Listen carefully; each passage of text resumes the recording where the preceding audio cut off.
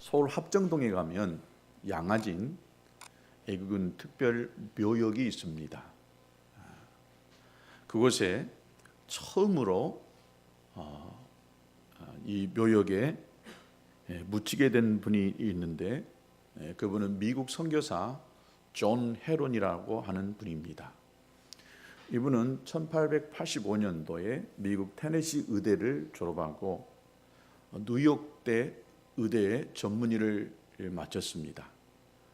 이때 본인이 다녔던 모교인 테네시 의과대학에서 그분을 교수로 초청하면서 오셔서 후학을 양성하고 또 그 대학 안에서 귀한 사역을 잘 감당해 줄 것을 권했습니다.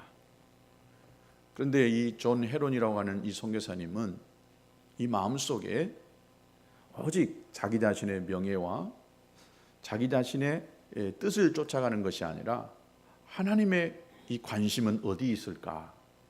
하나님의 계획하심이 무엇일까라고 하는 것을 묻고 있다가 1885년에 조선 선교사로 가기를 소원하고 선교사의 길을 떠납니다. 최초의 조선 선교사인 알렌 선교사님을 뒤이어서 9개월 뒤에 1885년 6월 25일 날 조선이라는 나라에 입국을 합니다. 그리고 알렌 선교사님과 함께 지금 세브란스 병원의 근거인 제중원을 만들었습니다. 그리고 고종의 의가 됐던 알렌 선교사님에 이어서 고종의 의가 되어져서 왕의 이 질병을 치료하는 일을 했을 뿐만 아니라 그 백성들의 그 어려운 상황들을 돌보고 고통당하는 이 백성들의 이 질병을 고치는 일을 마다하지 않고 그 일을 했습니다. 그분은 조선을 사랑했습니다. 그분은 조선의 사람을 참 사랑했습니다. 그분은 조선의 영혼을 가슴에 품고 살았습니다. 그리고 그 영혼이 구원받는 그 일을 위해서, 또 조선의 사람들의 그 육체의 병을 고치는 그 일을 위해서 기꺼이 자신이 꿈꾸었던 그 모든 꿈을 내려놓고 하나님의 뜻을 쫓아 이 땅에 왔던 것입니다.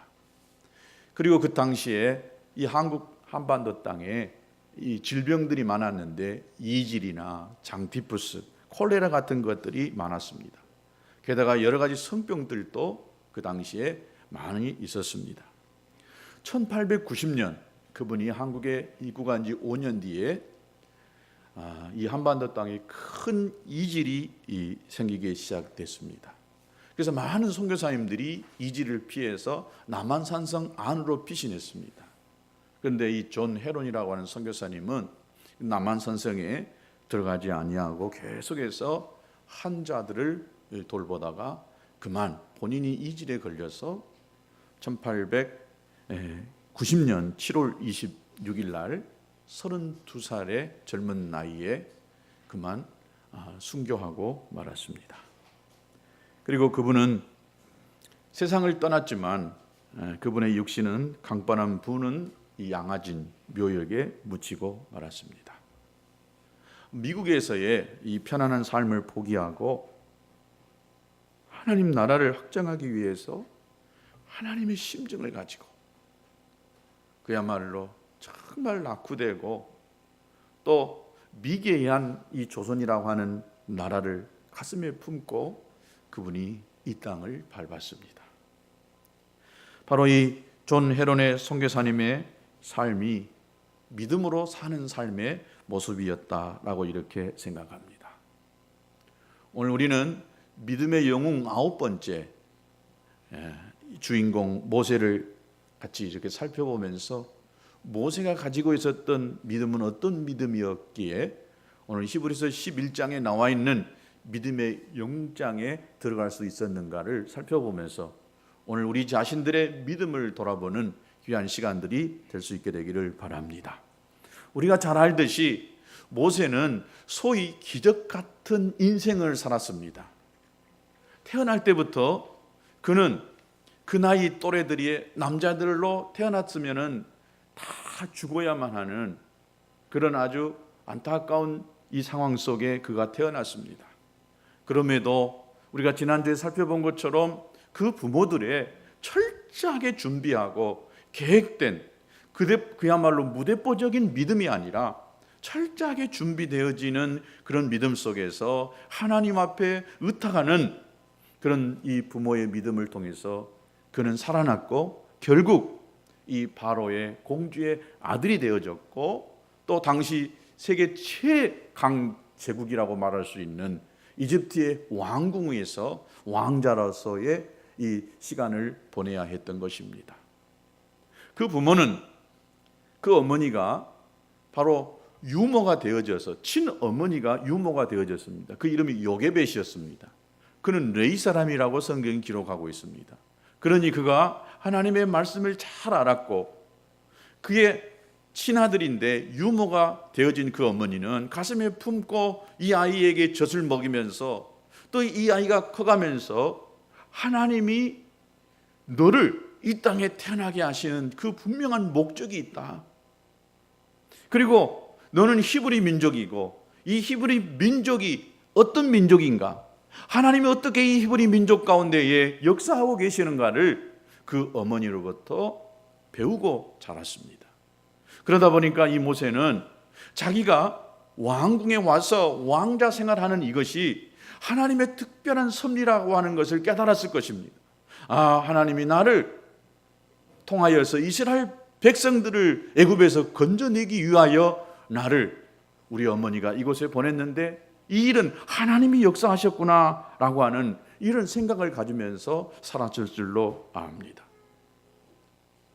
여러분, 이 모세가 가지고 있었던 이 믿음을 통하여서 오늘 우리들은 믿음이 진짜 어떤 것인가, 믿음의 삶이라고 하는 것이 무엇인가 하는 이러한 것들을 배울 수 있게 되기를 바랍니다.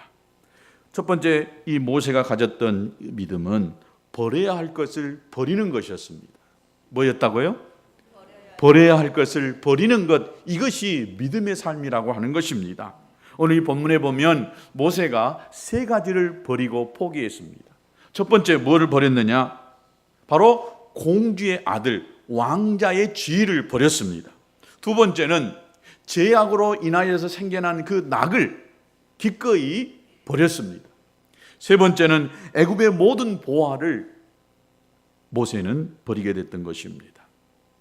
즉 우리가 이 모세를 통해서 알 수 있는 믿음으로 사는 삶이라는 것이 무엇이냐?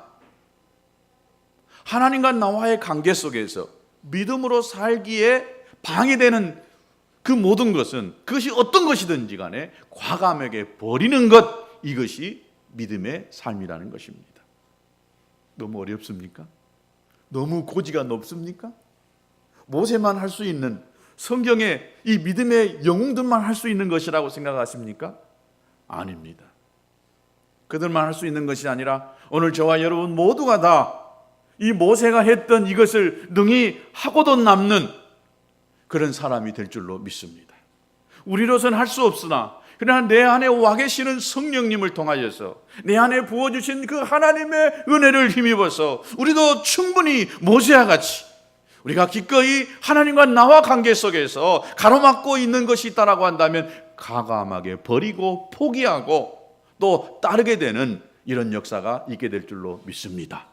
나는 할 수 없습니다. 우리는 할 수 없습니다. 주님이 은혜를 주시면, 주님이 내 안에서 그렇게 하게 하시면 우리도 얼마든지 애굽의 모든 보화들을 버리고 또 죄악의 나그를 버리고 또 이 왕자의 신분을 버리는 이런 역사가 있게 되는 줄로 믿습니다. 여러분, 우리가 잘 알고 있는 이 바울은요, 그리스도를 아는 이 지식을 위해서 자신이 가졌던 모든 것을 다 배설물로 여겼다라고 이렇게 이야기했습니다. 배설물이 무엇입니까? 밑으로 나오는 것입니다. 더러운 것입니다. 이 배설물은요, 가지고 있어봐야 하나도 도움이 안 된 것들입니다. 과감하게 버려야 될 것이 바로 배설물입니다. 바울은 그리스도를 아는 이 지식을 위해서 다른 모든 것들을 다 배설물로 여겼다는 것입니다. 여러분, 바울이 가지고 있었던 것이 뭐였습니까? 당대의 최고의 그 학문을 소유한 자였고 가문이 좋았습니다. 또 종교적으로도 아주 열심내는 그런 사람이었습니다. 그러나 그리스도를 아는 지식을 위해서 나머지 모든 것들을 다 배설물로 여기고, 이것이 주님을 쫓아가고 하나님의 사명을 이루는 것이 아니라고 한다면, 방해되는 것이라고 한다면 과감하게 던져버리는 이런 삶을 살았던 것입니다. 우리 교회는 이 공간이 그렇게 넓지는 않습니다. 그런데 여러분 아시겠는지 모르겠지만은 이 교회 안에 창고가 5개 이상 있습니다. 먼저는 이 십자가 탑 위에 아래 1층과 2층에 창고가 있습니다. 결코 적은 공간이 아닙니다. 또 사택 안에 보면 이 창고로 쓰고 있는 방이 하나 있습니다. 또 우리가 다용도실, 샤워실을 만들어 놓은 그 밑에 창고를 하나 만들어 놓았습니다. 또 교회 마당에 보면 전에 이 토끼도 키우고 닭도 키웠던 이 닭장을 창고로 쓰고 있습니다. 또 비전 소망룸 안에 보면 개인 기도실이 있는데 거기 개인 기도실에 갖가지 또 물품이 보관되어져 있는 조그마한 창고가 있습니다. 적어도 이 좁은 교회 안에 5개 이상의 창고가 있습니다. 그런데 제가 한 3주 전에 여러 가지 기도하다가 우리가 좀 버려야 될 것들을 과감하게 버려야 되겠다라고 하는 이런 생각이 들게 되어져서, 무더운 여름이지만 이 창고를 정리해야 되겠다 싶어서 사모님하고 며칠을 거쳐서 창고를 정리하기 시작했습니다. 빼내는 물건을 보니까 거의 트럭으로 한 차 이상 버려야 될 것들을 빼놨습니다. 며칠을 계속해서 빼냈습니다. 그리고 나서 보니까 여러분 보셔서 알겠지만은 교회 옆에 이 십자가 밑에 창고방이 흔해졌습니다. 밑에 있는 사택과 연결되어져 있는 그 창고도요 흔해졌어요.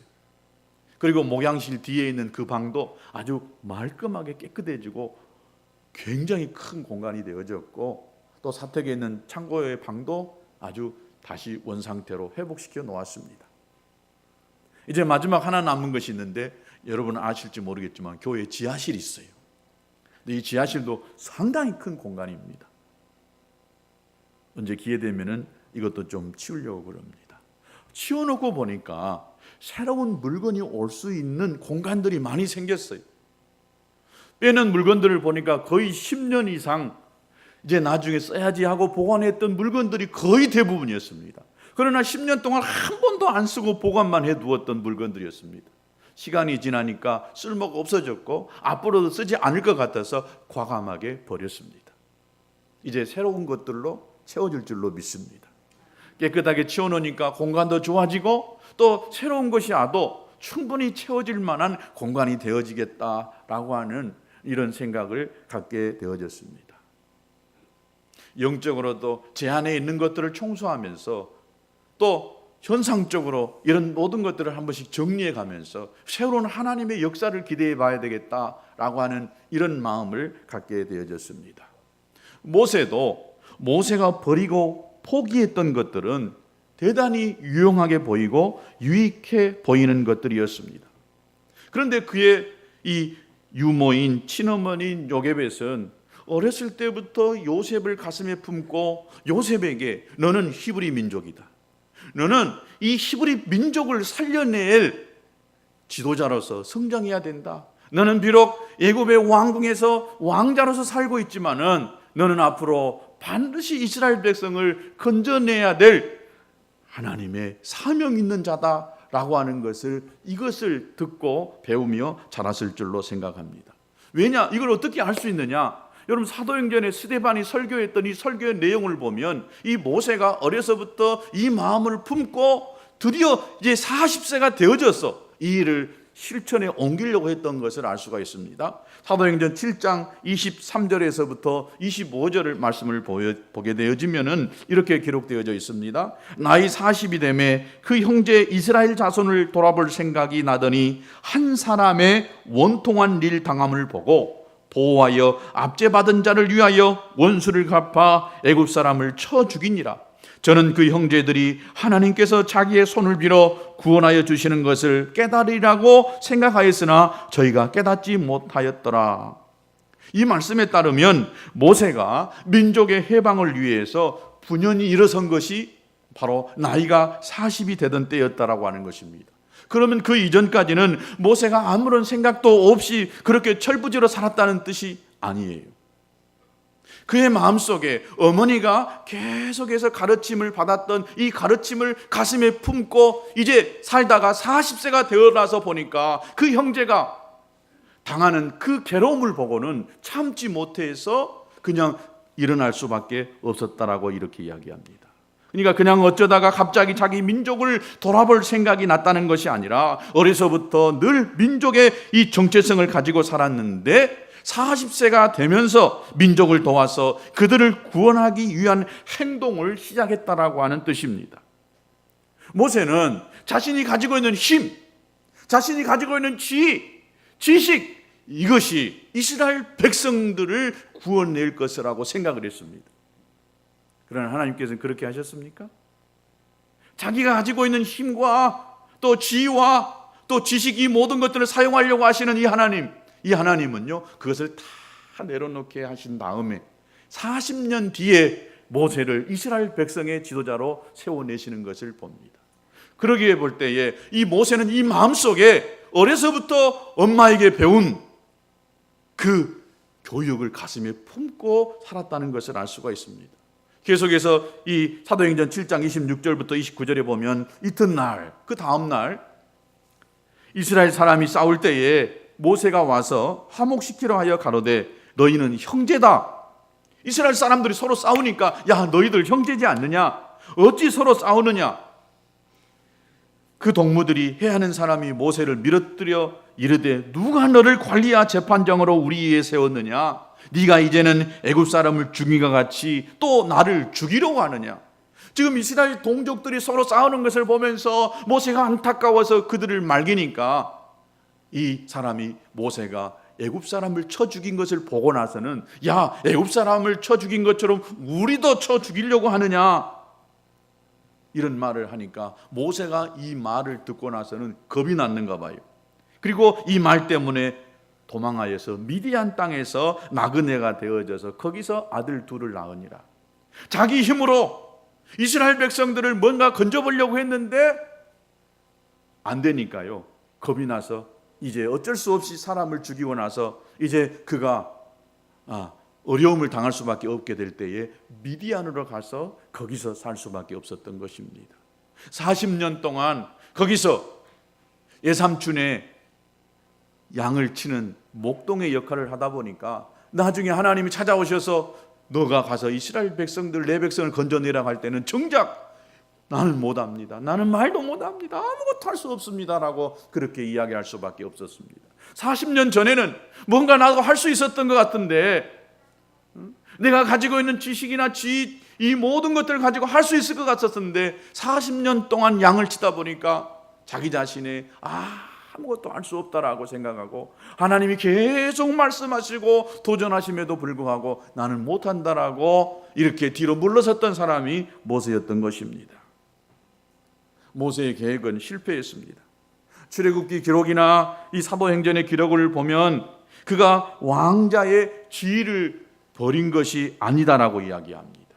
왜요? 오늘 이 본문에 보면 히브리서는 이것을 모세가 믿음으로 이것을 버린 것이다라고 이렇게 이야기하고 있는 거예요.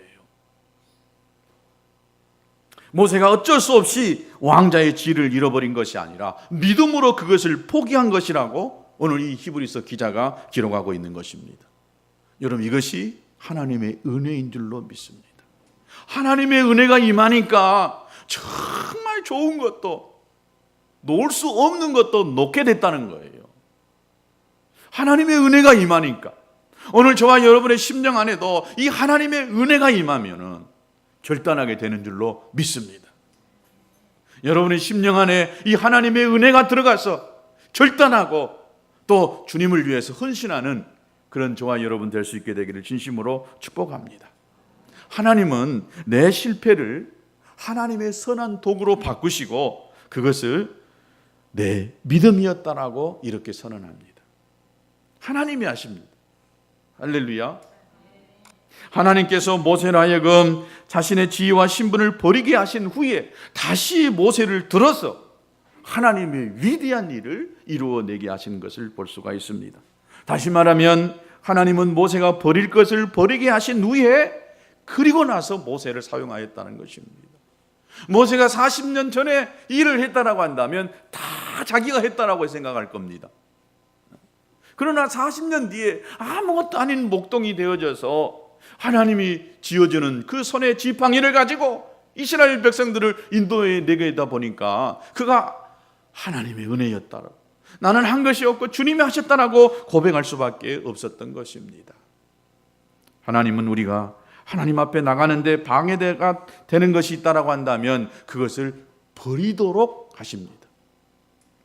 하나님께서는 우리의 영적 성숙을 방해하는 것이 있다라고 한다면 그것이 무엇이든지 간에 과감하게 포기하게 하십니다.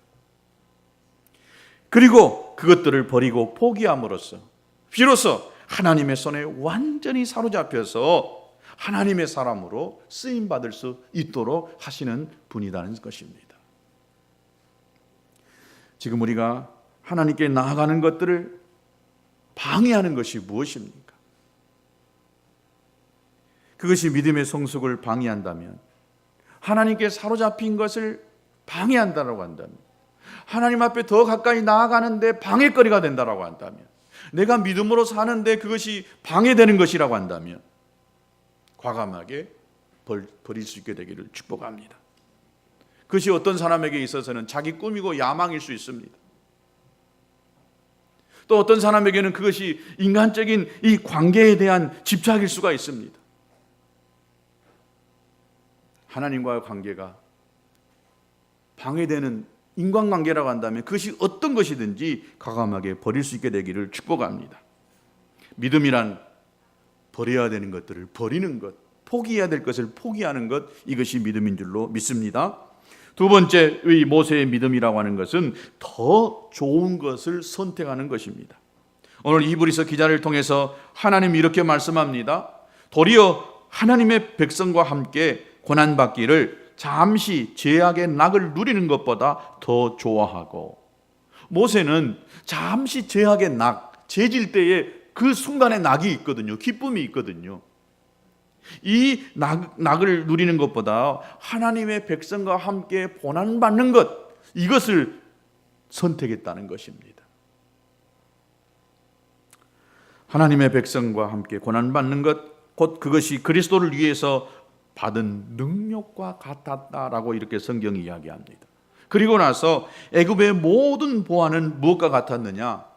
잠시 누리는 죄악의 낙과 같았다라고 하는 뜻이 되는 것입니다. 그러니까 모세는 죄악과 보화를 거절하고 하나님의 백성과 그리스도를 선택했다는 것입니다. 그리고 하나님께서는 이것이 믿음이다라고 히브리서 기자를 통해서 설명하고 있는 것입니다. 사랑하는 성도 여러분, 하나님을 위하여서 가난해지는 것과 믿음을 잃어버리고 부자 되는 것, 이 둘 중에 하나를 선택하라고 한다면 여러분 어떤 것을 선택하시겠습니까? 하나님을 위해서 가난해지는 것을 선택하시겠습니까? 아니면 믿음을 버리고 부자 되는 그것을 선택하시겠습니까? 물론 우리가 하나님을 섬길 때에 가난해진다라고 하는 이런 뜻이 아닙니다. 하나님은 우리에게요, 온갖 좋은 것들을 주시기를 원하시는 분이에요. 아멘. 또 주실 수 있는 분이 하나님이십니다. 그러나 때로는 우리의 우선순위를 정리하기 위해서 때로는 포기하고 버리고 주님을 위해서 고난받는 것, 힘든 일을 하도록 하나님이 결정을, 선택을 하도록 하라고 하는 경우가 있습니다. 믿음이란 이 올바른 선택의 문제라고 하는 것입니다. 그렇게 보면은 이 모세의 믿음이라고 하는 것이 바로 올바른 선택을 한 사람이다라고 이렇게 볼 수가 있습니다. 그래서 믿음이라고 하는 것은 좋은 것과 나쁜 것을 제대로 구별하는 것이고, 중요한 것과 덜 중요한 것을 확실하게 구별해서 우선순위를 바로 정하는 것입니다. 그 모든 것의 기준이 내가 아니고 누가 돼요? 하나님이고 말씀이 되는 것입니다. 오늘 우리들이 하나님 앞에 신앙생활 할 때에 하나님이 이스라엘 백성들에게 또 우리들에게 주시는 이 십계명이라고 하는 것이 있어요. 그 중에 첫 번째 계명이 무엇인지 아십니까? 하나님 외에 다른 어떤 것을 너 마음속에 두지 말라고 했어요. 그런데 사탄의 교회도 사탄의 이 교회가 가지고 있는 십계명이 있어요. 근데 그 1계명이 무엇인지 아십니까? 사탄 교회의 첫 번째 계명 뭘 것 같아요?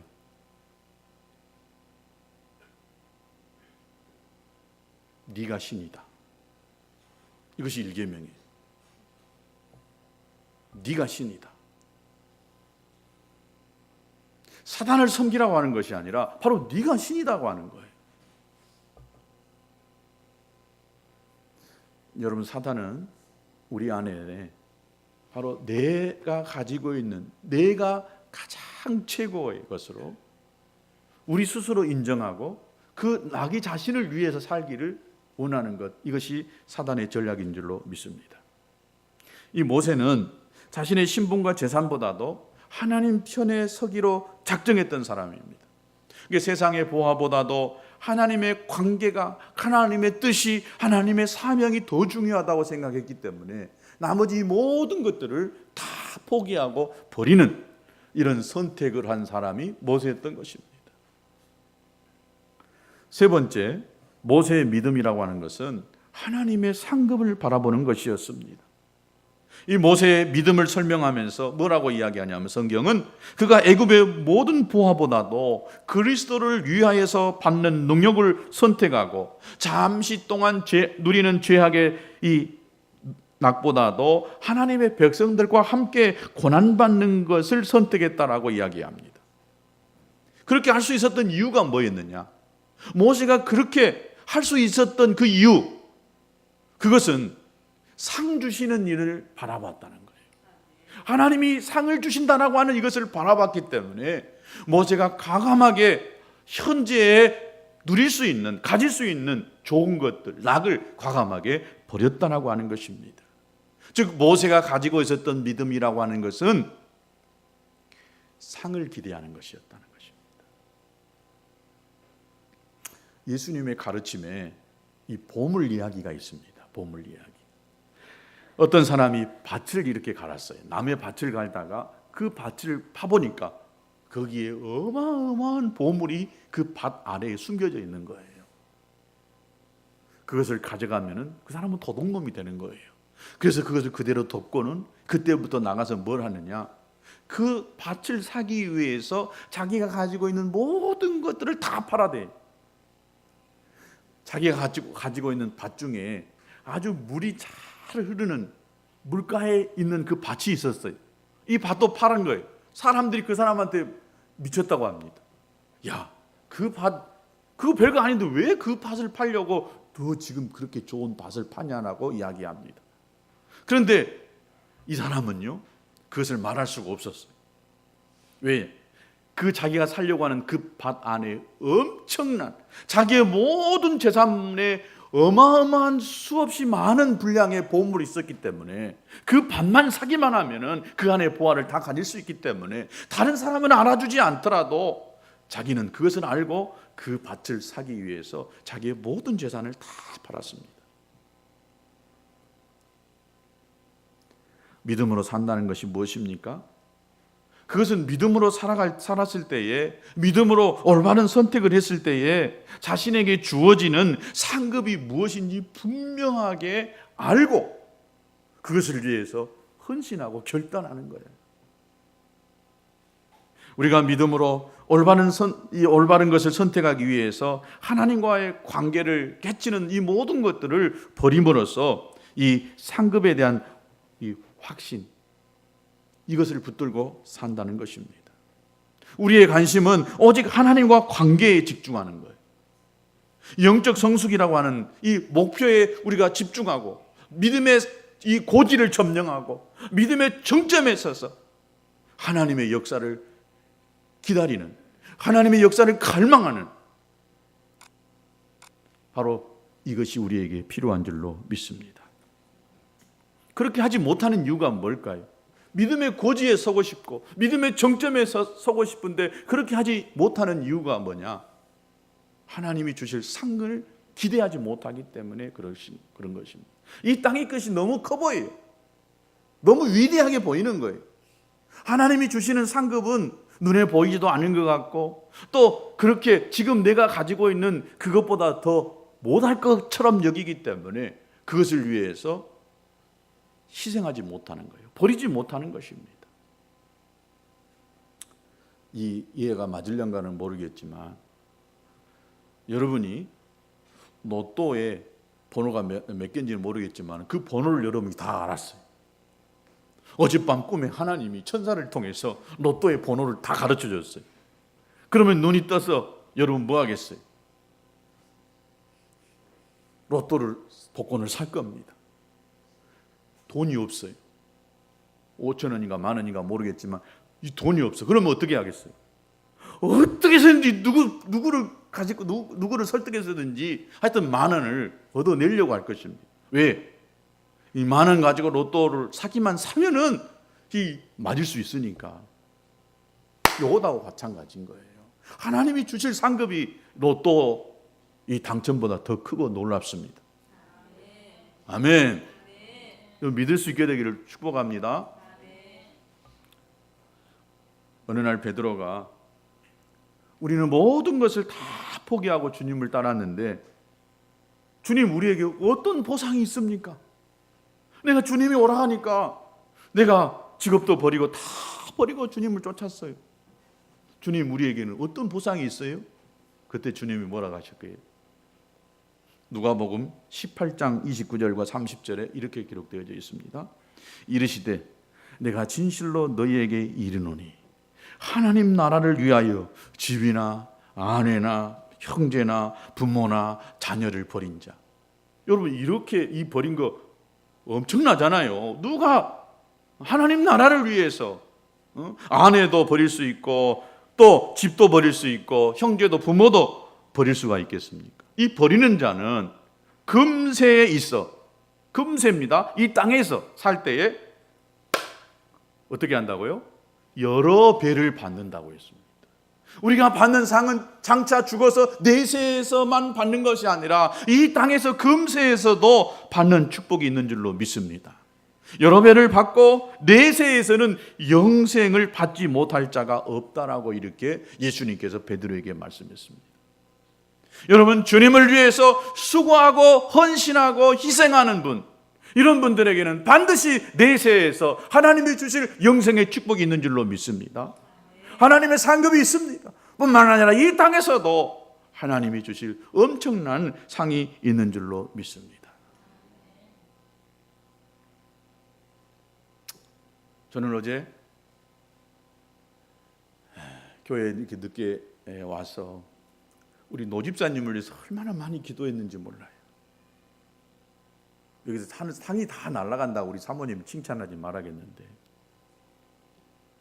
참 이 무더운 여름에 어제 혼자 나와가지고요 청소를요 거의 2시까지 했어요. 청소를 그냥 센찬하게 하는 것이 아니라요 아주 이거 닦고 아주 이거 하여튼 최선을 다하는 이 노집사님을 하나님 축복해 주시옵소서.